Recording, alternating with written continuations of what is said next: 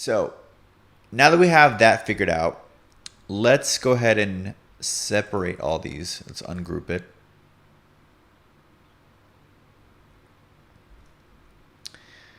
And we're going to turn them all off.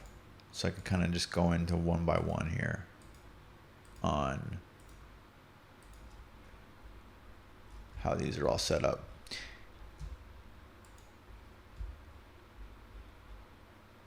All right. Okay, so we're going to bring up WLM meter here.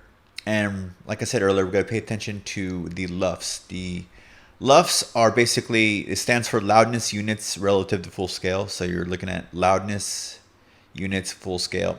It's basically the new standard of measuring loudness.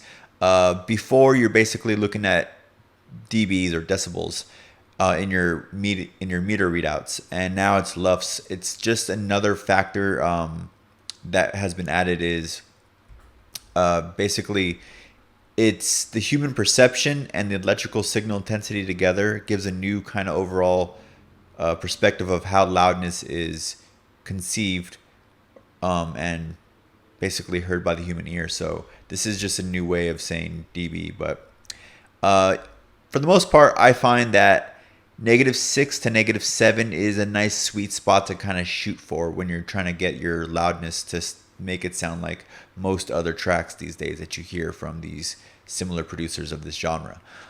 So we're going to be kind of paying attention this whole time while we're adjusting it to what this is reading out to be. So if we get too high already and we're not even done with the rest of the rack, then we have to lower our settings here.